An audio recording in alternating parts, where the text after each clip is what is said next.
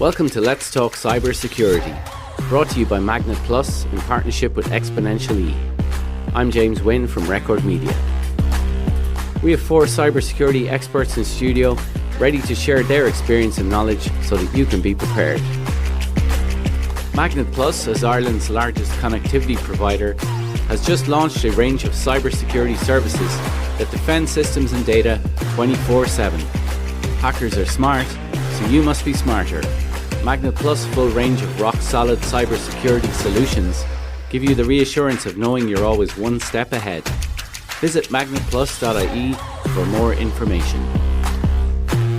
Exponential-e provides cloud, connectivity, communications, and cybersecurity prevention and remediation services, delivered over a self-owned, enterprise-class, business-only network. In studio today, I'm delighted to welcome John Delves, Managing Director at Magnet Plus, Robert Henderson, Head of Design Solutions and Pre-Sales at Magnet Plus, Simon Accott, Director at Exponential-e, and Amanda Morrell, Partner Enablement Manager at Exponential-e. So welcome everyone. John, just coming to you first. As a CEO of a business operating in Ireland today, I mean, what is the threat that we need to be aware of? And can you give us an idea of the potential consequences for a business that finds itself a victim of a cybersecurity breach or a cyber attack? I think a CEO is the leader of the organisation. Ultimately, the buck stops with them. And, you know, a lot of CEOs will have a commercial background or a financial background, and you always tend to go to the area where you've come from. That'll be the area you're most comfortable in. And I think CEOs in particular have to get out of their comfort zone and really, really understand cybersecurity, because it is a tangible threat on the future success of their business.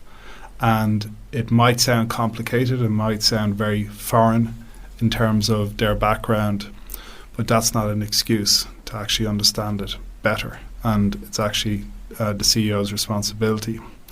It's really probably right up there with finance as being one of the most important functions within a modern enterprise today. It protects the business data. And GDPR is critical, people's personal information, and we all know the fines associated with that. And if you as the CEO are responsible for a GDPR breach, that's critical. And also the brand, the company's reputation, which is, you know, always of huge value on the balance sheet for any business. That suffers immeasurably for any one of these cyber attacks.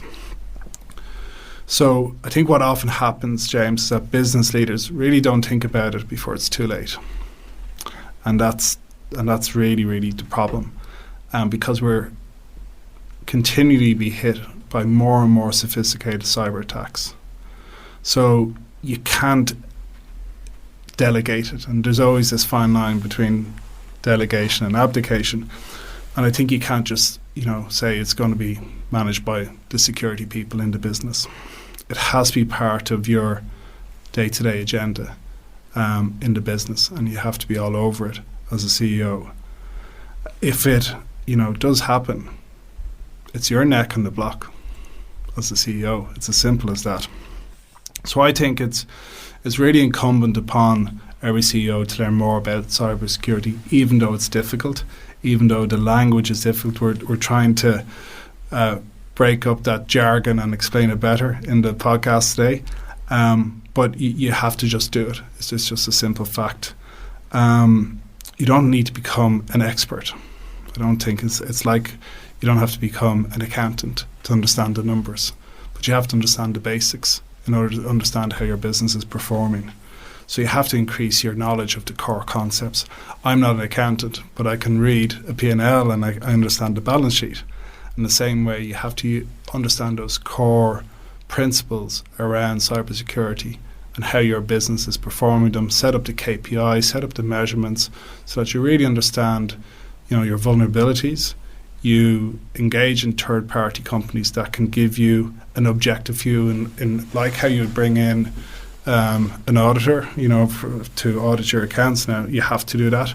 But you should think of it in the same way as getting someone to audit your security, to really understand it objectively, and then you can create the plan and put a plan in place to make sure you're as secure as you can be, educate your teams so that the awareness is high across the business, and then you've done your role and your responsibility as a CEO.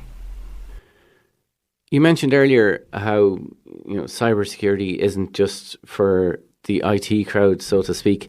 I mean, why do you believe this should be a boardroom level conversation?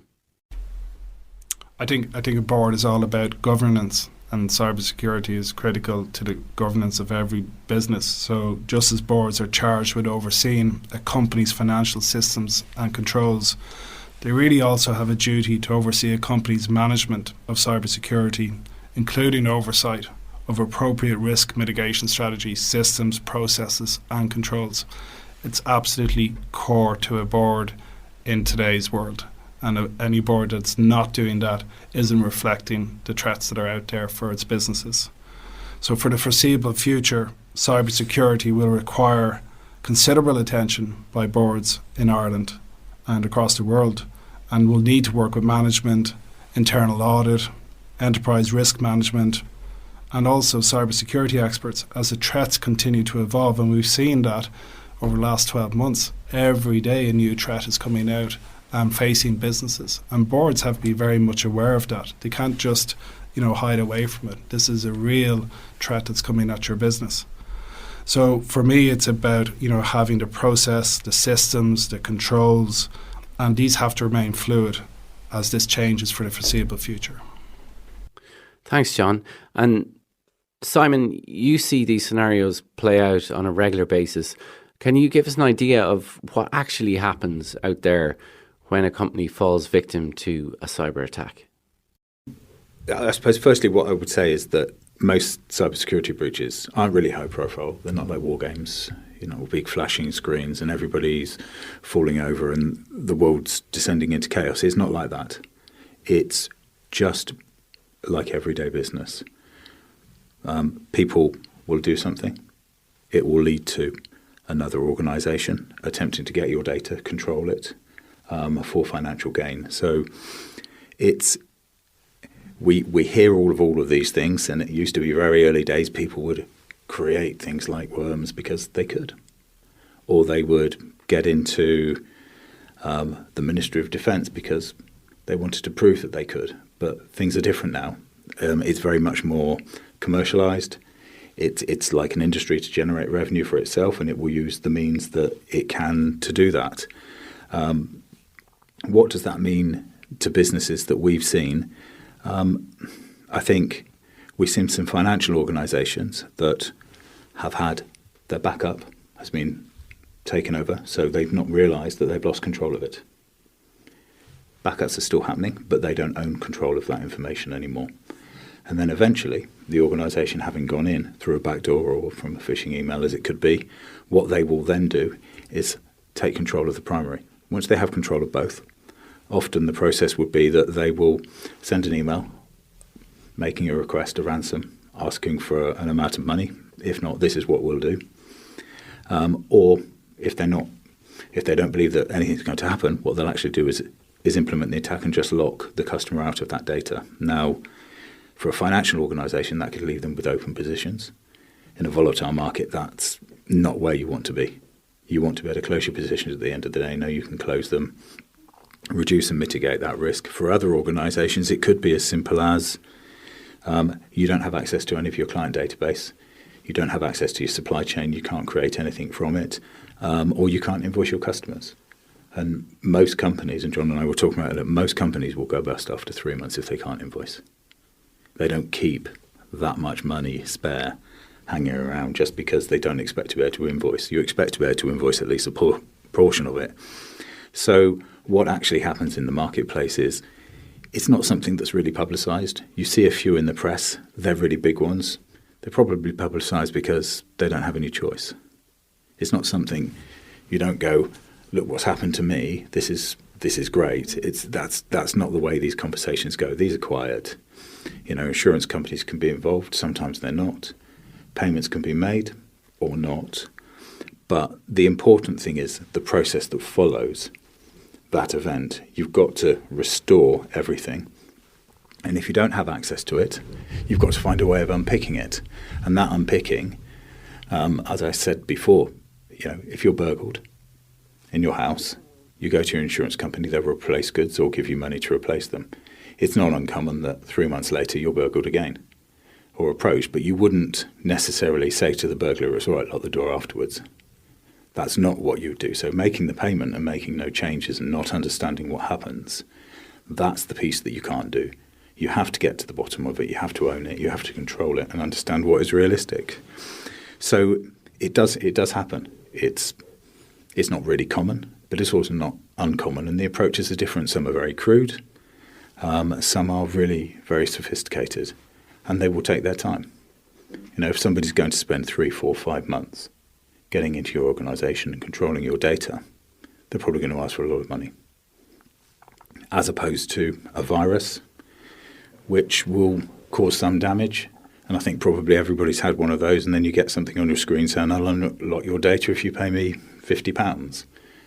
I think I certainly had one of those, which was a bit unfortunate. But that's not what you want. But if you extrapolate an individual user out to a business with 1,500 staff, the damage is significant. It's 1,500 people's livelihoods. It's their customers. And it's what happens after that. And it isn't just about controlling the data. It's you lose the data. It's where that data ends up. It's not a common thing that people calling in the cavalry when it's all the world's fallen apart. It's more, there's often a trigger. Something's gone wrong that they didn't expect. They feel that they've got away with it, but they now realise they have a problem that needs solving. And, it's not ideal, but if it opens people's eyes and makes them more objective in the way they approach what the situation is, then that's fantastic. Certainly, larger companies, ones that have more stricter requirements, perhaps they've got levels of regulatory governance, they have very specific requirements. They have to follow them. They have to meet those. You then find that adjacent verticals that perhaps don't have the regulation but tend to track what these verticals do, they tend to copy and implement it. So you do see it flow down, but it's different. It depends on the size of the organisation as to what's appropriate and what they can afford as well. Yes, of course. And Amanda, coming to you, you're here to help us do some jargon busting. It's fair to say that there is a lot of jargon and a world of acronyms attached to the subject of cybersecurity. So if you would mind just kind of breaking it down for us in terms of the key elements that we should be aware of and understand. Yes, James. Cybersecurity can be a really complex topic. Luckily, I'm surrounded by experts that can deal with all the technical detail. My role is to try and make the topic more real. Over time, I've come to realize that breaking down the barrier created by the code words and the acronyms can help. So today, I'm going to talk a little bit about the security topics already mentioned by John and Simon, but I'm going to interject the narrative with a little jargon busting. The working landscape's changed drastically. Companies are having to support a work-from-anywhere model, and employees want to work from different devices as well. They want that freedom to bring their own device, or BYOD. All of these devices, also known as the end-user devices or endpoints, need to be protected, as does their connection to the company network. The Internet of Things, which is the ability of everyday devices such as kettles, fridges and TVs to connect to the Internet, means that these devices also need to now be considered in security considerations. A recent demo was run when an unprotected kettle was actually used as a gateway into a network. Looking at these end users and at the Internet of Things, it's important that we put protective measures in place to prevent breaches.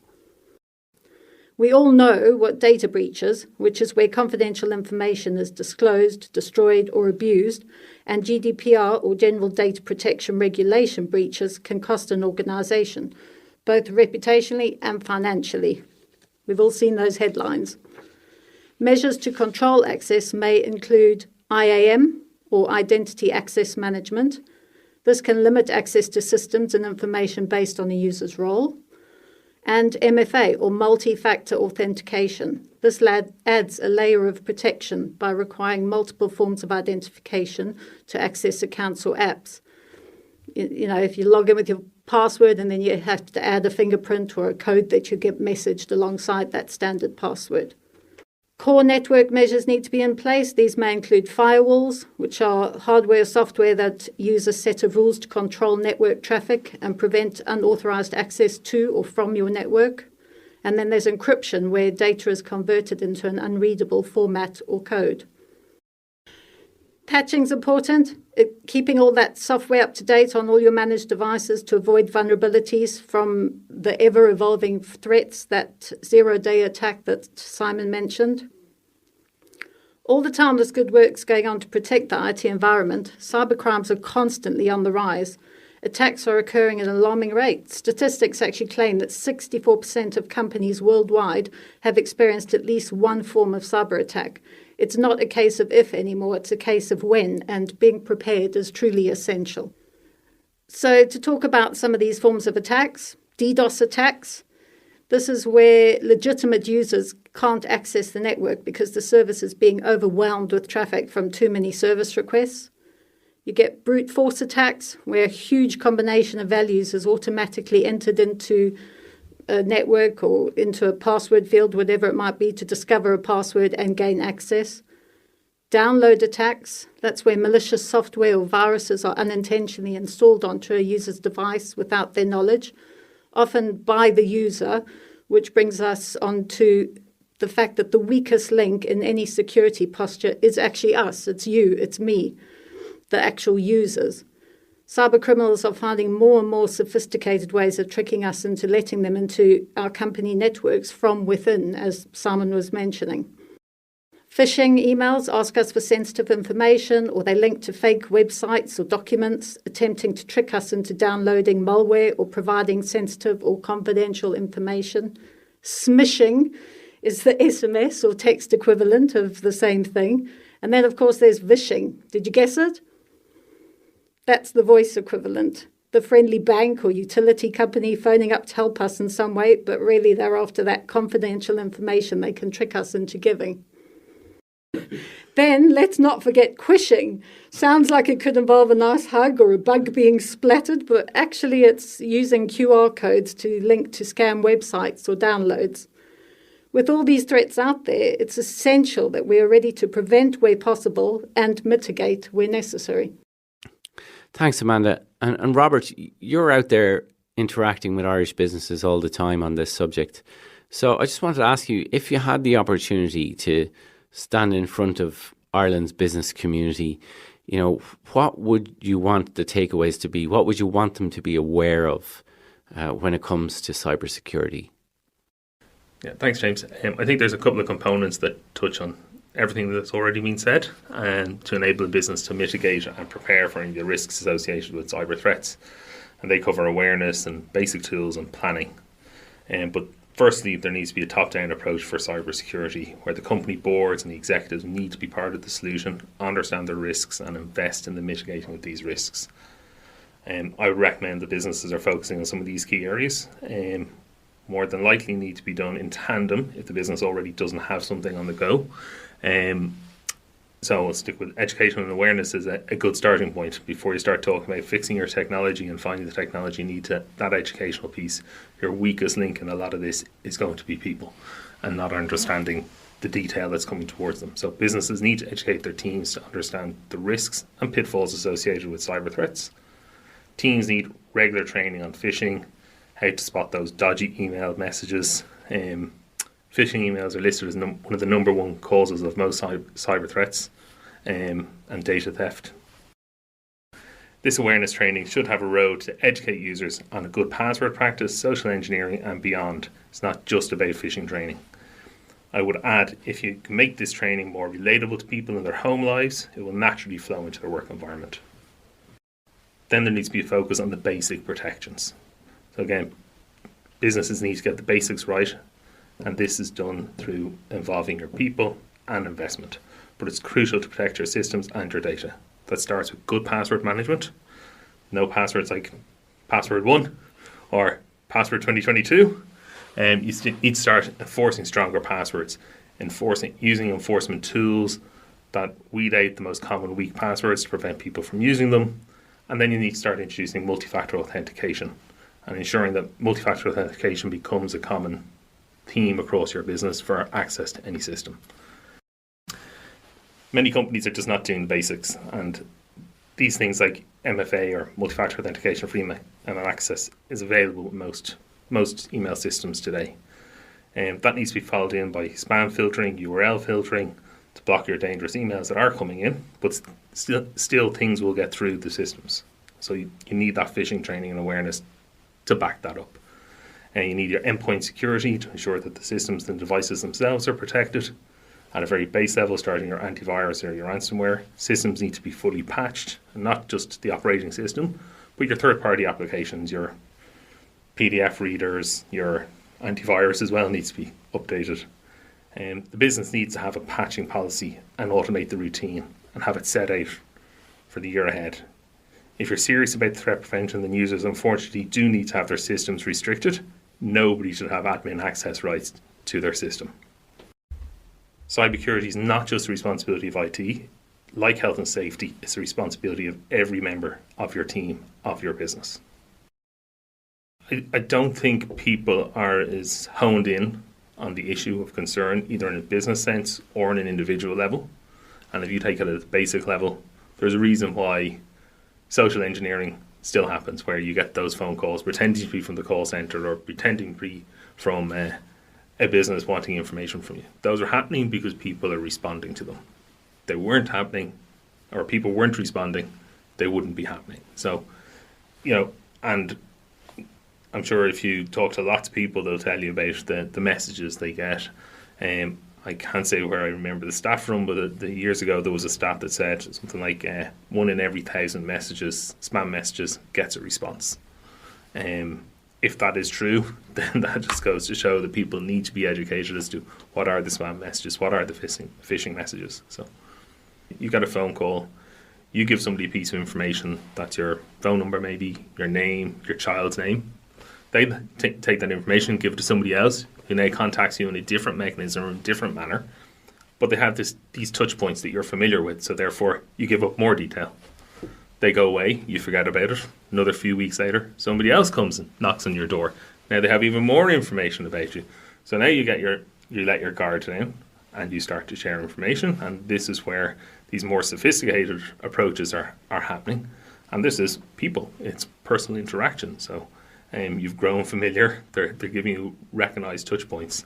And that is nearly an industry in itself, with those types of calls, contact centers that are actually reaching out and contacting you and taking information from you, and that ultimately leads to financial loss.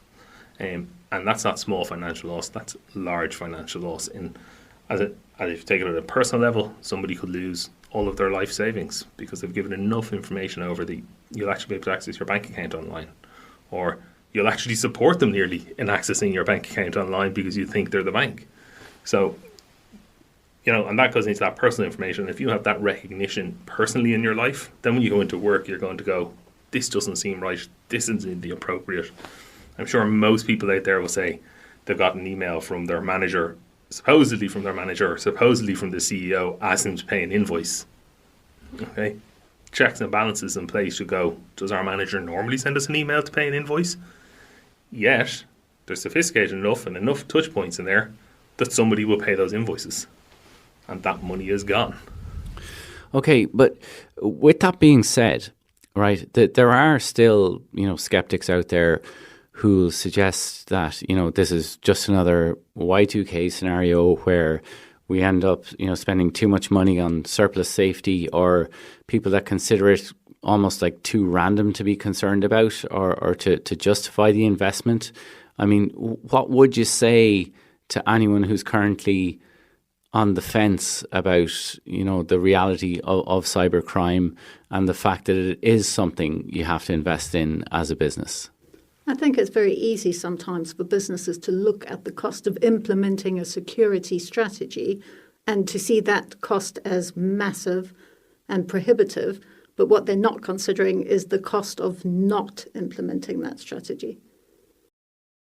probably just follow up that though is that businesses actually need to understand what that cost is, because I think a lot of people have perceptions in their head, maybe from things like Y2K and we spent all that money on that, or we bought a system and it wasn't successful. And they actually haven't gone, what's the cost to my business? And I've spoken to somebody about what's the cost to my business, because the figure that they built up in their head could be completely out of whack and more costly than what it actually is in reality for them and for what they need. So I think everybody needs to just take that step and talk to the right people about what is the potential cost for them. Just not assume the cost. Yeah, we talked about how often companies will not report an attack for fear of reputational damage or other reasons. I mean, do you think in the future we'll see regulation around mandatory reporting and having, companies needing to have policies and strategies in place? I think making reporting a legal requirement is probably the only way you're going to ensure business does report it, because they're not going to take a chance for that reputational and financial damage if word does get out that a breach has occurred. Wipe how many % off the share price in one day. The people that want to make the money out of it are doing that all the time. They do it every day.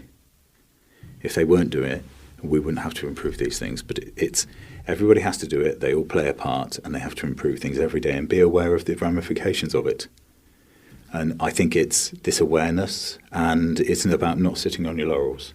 And this isn't just the companies that provide the services or the companies that are looking for the services. It's the education of their staff. It's a full 360. Take a proper look at yourself and try to be really honest about what you're seeing, and don't assume that it's worked before, because it won't work in the future. So just before we wrap up, would you mind sharing with our audience if they could come away from this conversation with one message, what would you like that message to be? It's not if, it's when. So stop being reactive, be proactive, educate yourself, take measures to put those plans in place. That's it in a nutshell, really. Yeah, I think the key takeaway is that cybersecurity now needs to become part of the DNA of everybody and of their business. Understand it, and that doesn't mean making cybersecurity a industry within your business. It just means understanding what's within your business, how it impacts your business, and how it impacts your staff. And I think to do that, companies need to bring in the external resources to help them focus, understand what issues they may have and what problems they need to solve and what the potential cost of those problems are. As I say, some of those could be small, simple fixes and some of them could be larger, but until you actually get that expertise into your business, you can't understand. So I think it's make it part of your DNA and bring in the expertise that you don't have to help you on the journey. What I would take from this, and speaking from, I guess, a CEO mindset, I'd have a look around at the table and see, is there someone who has a seat representing cybersecurity at your table every single day? And if you don't, you need to get someone on that seat. And you are only as good as the team you build. That's what every CEO will talk about. They're only as strong as the team they build around them. And to make sure that they have someone on that seat who is competent and capable. There's lots of different models that you can work with third-party companies like ourselves, where we can put that seat on the table at a very cost-effective price, but make sure there's someone there advising you in the same importance you would put to your finance and to your commercial operations and to your brand and to your marketing. You have to promote that seat to be front and centre in your organisation. So actually I think mine would be very similar to John's, but with a little twist. Governance is really, really important for all businesses. They'll apply financial governance, they'll audit, they'll have third parties in to do financial audits. And I totally agree with a seat at the table, but it's really important that seat is objective. It has a degree of independence, and that you are comfortable that objectivity is a truthful, honest objectivity, because nobody thinks that they are going to intentionally do the wrong thing. But two minds are better than one, and challenging people to make them think is an incredibly valuable process. Keep people honest and keep yourself honest by doing that. So have a high degree of independence within the governance in that process. Okay, well, I'm certainly a lot wiser on the subject than I was in the beginning. So all that's left for me to say is thank you all very much for joining us today and for your expert insights and advice. The Let's Talk Cybersecurity podcast is brought to you by Magnet Plus in partnership with Exponential-e. Magnet Plus, as Ireland's largest connectivity provider, has just launched a range of cybersecurity services that defend systems and data 24/7. Hackers are smart, so you must be smarter. Magnet Plus' full range of rock-solid cybersecurity solutions give you the reassurance of knowing you're always one step ahead. Visit magnetplus.ie for more information. Exponential-e provides cloud, connectivity, communications, and cybersecurity prevention and remediation services delivered over a self-owned, enterprise-class, business-only network. This podcast was produced by Record Media and edited by Charlotte Reed.